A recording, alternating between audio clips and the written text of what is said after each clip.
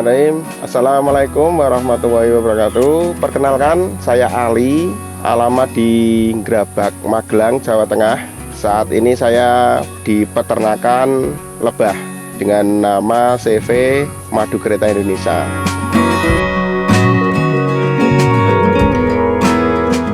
Awal mula saya menggeluti dunia lebah ini atau madu ini itu dari usaha keluarga. Jadi Pak Lek saya, terus kakak saya itu sejak tahun 2002 itu sudah menggeluti peternakan lebah ini. Jadi saya waktu itu masih di otomotif. Begitu COVID, otomotif itu agak lesu, jadi saya beralih ke dunia lebah.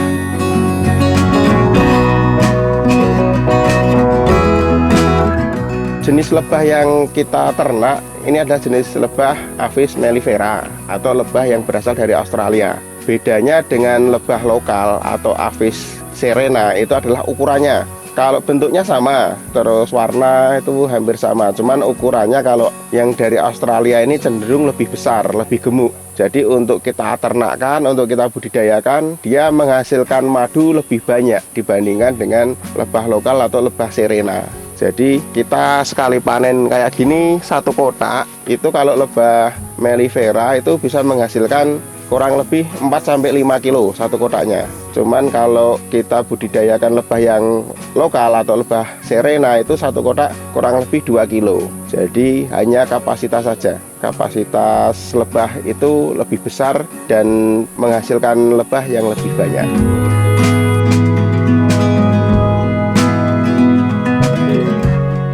Ternak lebah kita itu kan sifatnya angon. Jadi di mana ada bunga yang tumbuh, itu lebah kita taruh di lokasi tersebut. Contoh di sini di daerah Pegunungan Andong Magelang. Ini kan kita sedang memanfaatkan bunga kaliandra. Bunga kaliandra ini hanya bisa tumbuh di daerah pegunungan yang memiliki ketinggian di atas 500 mdpl. Kebetulan di kaki Gunung Andong ini ketinggiannya kalau di sini di Desa Pesidi ini memiliki ketinggian 621 mdpl, di mana bunga kaliandra ini banyak bermekaran di sini. Nah, ciri khas bunga ini menghasilkan madu yang sangat manis dan gurih. Madu ini biasanya digemari banyak orang, terutama anak-anak, karena selain madunya manis gurih, itu kalau dikonsumsi lembut. Jadi anak-anak itu suka. Kemarin kita sempat ke lab ya, kita cek manfaatnya apa, kok sampai anak-anak itu suka dan orang tua juga menyukai. Ternyata enzim yang terkandung pada madu dari Nectar Kaliandra ini, itu enzimnya itu bisa memperbarui sel-sel otak. Jadi memperkuat daya ingat. Jadi kan kalau anak-anak yang masih sekolah, yang hafalan itu daya ingatnya cenderung lebih kuat. Karena ya fungsi utamanya enzimnya mempergenerasi sel. Terus kita ada beberapa tempat untuk penangkaran lebah. Kita tempatkan di bunga kopi, ada yang di pegunungan untuk mencari nestral bunga kaliandra, ada lagi di daerah dataran rendah seperti di daerah Pati, Weleri, Kendal, itu kita memanfaatkan bunga dari bunga randu. Jadi di mana ada bunga kita pasti akan mendatangi, karena makanan utama lebah ini adalah nektar dari bunga yang sedang mekar. Bunga apa saja yang mekar itu pasti menghasilkan nektar di dalamnya. Nah, itu makanan utama dari lebah.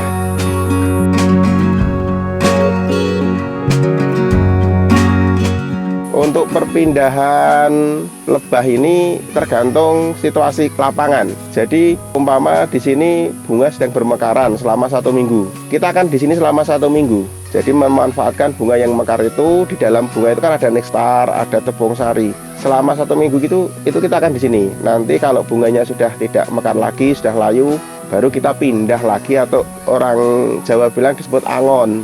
Kita angon, kita pindah ke lokasi yang dimana lokasi itu sudah siap. Mungkin ada bunga randu, bunga kopi, bunga rambutan. Dimanapun ada bunga kita pasti akan mendatanginya, karena itu sumber utama makanan dari lebah.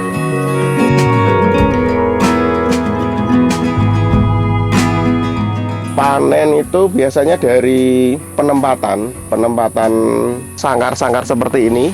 Itu biasanya kurang lebih 10 hari. Jadi kita tempatkan di daerah yang dimana daerah itu kelimpahan bunganya sangat banyak. Kita tempatkan di situ, nanti lebah pekerja atau koloni ini akan menghisap nestar-nestar, membawanya ke dalam sangkar. Nanti kita cek antara 7 sampai 9 hari itu kita cek. Kalau memang sudah terisi penuh rumah lebahnya itu, udah ada madunya, baru kita melakukan panen. Nah, panennya itu nanti banyak sedikitnya tergantung lokasi.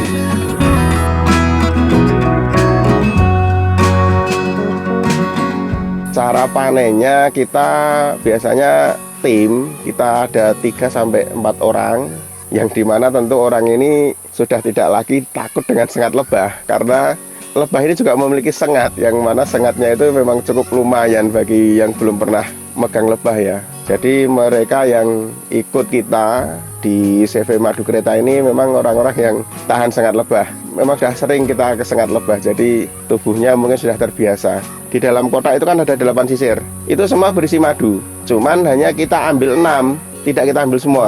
Kita ambil 6 sisir yang kita bukan diperas ya mas. Kalau diperas nanti rumahnya rusak, tapi kita bawa alat. Nanti alatnya kayak mesin cuci itu, kayak pengering. Jadi madunya bisa tumpah, bisa terpisah dengan rumah lebah, namun tidak merusak rumah lebah tersebut. Jadi rumahnya nanti bisa kita taruh ke kotak lagi untuk lebah mengisi madunya lagi. Jadi aman untuk lebah.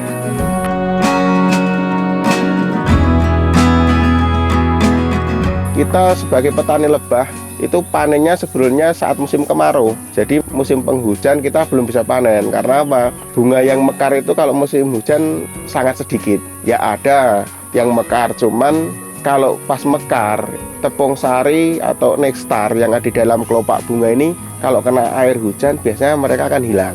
Jadi kalau musim panen para peternak lebah ini, kita musim kemarau seperti ini, itu bisa antara 10 hari atau sebulan 3 kali.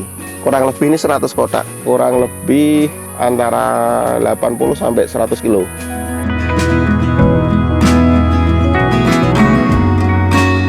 Untuk brand ini sengaja memang saya beri nama Madu Kereta. Saya memiliki filosofi, kereta itu kan kalau berjalan sesuai rel, dia tidak akan tergelincir. Tapi kalau kereta itu belok sedikit saja, pasti akan celaka. Sama seperti saya usaha madu ini. Jadi madu yang saya kembangkan ini, saya ingin usaha ini apa adanya. Usaha yang sesuai syariat, yang diridhoi Allah, yang dimana saya jual madu ya apa adanya seperti ini mas. Madunya ya asli, murni 100%, tidak saya campuri sedikit pun, tidak saya campuri apapun. Jadi saya ingin usaha saya ini benar-benar diridhoi oleh Allah.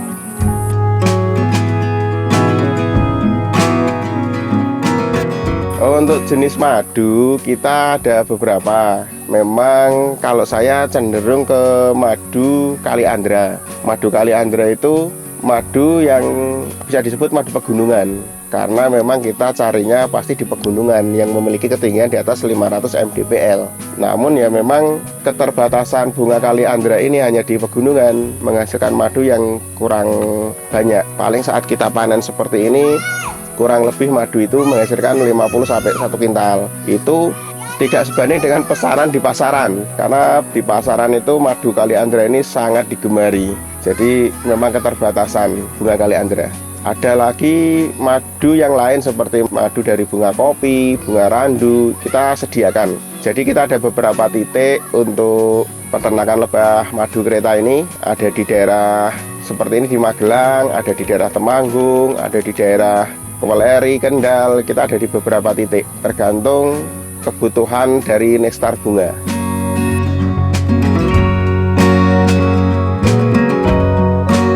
Untuk masalah harga kita relatif. Contoh saya bawa kemasan ini madu Kaliandra. Madu Kaliandra ini dengan kemasan 450 gram ini kita jual di angka sekitar 170.000. Ada lagi madu kopi itu cenderung di angka 100-an. Ada lagi madu randu dengan ukuran 1 kilo itu di bawah 200, tergantung lokasi yang kita jual.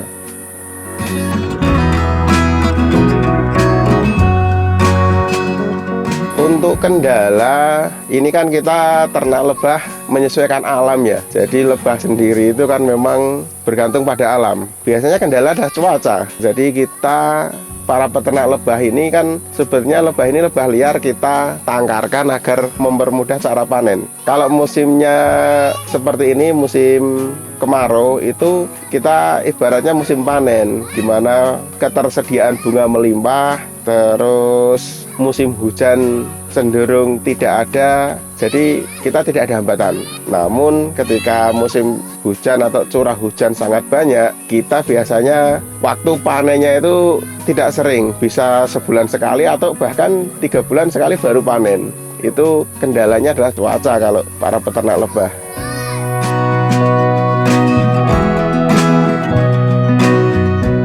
Untuk hasil, alhamdulillah saya rasakan di usaha lebah ini, jual madu ini, saya itu menginginkan keberkahan. Karena memang usahanya bagus, usahanya banyak, cuman nggak tahu kenapa di usaha otomotif yang dulu yang saya gelutin sebelum lebah ini, saya ini malah terjerat banyak hutang.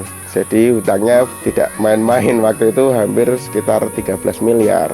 Saya usaha lebah ini, saya geluti. Di sini saya menemukan keberkahan, menemukan kenyamanan hidup. Jadi jauh dari kata mohon maaf, apa itu abu-abu atau biasa mereka sebut riba dan sebagainya, itu jauh karena kita memang ternak lebah apa adanya dari alam, terus kita jual juga kita tanpa campuran apapun. Jadi yang merasakan ini madu dari usaha kita, madu kereta, itu adalah manfaat. Jadi orang itu mengkonsumsi madu kereta itu dia akan merasakan manfaat dari minum madu, akan lebih seger, daya tahan tubuhnya lebih kuat, jadi tidak mudah sakit, tidak mudah lemes gitu.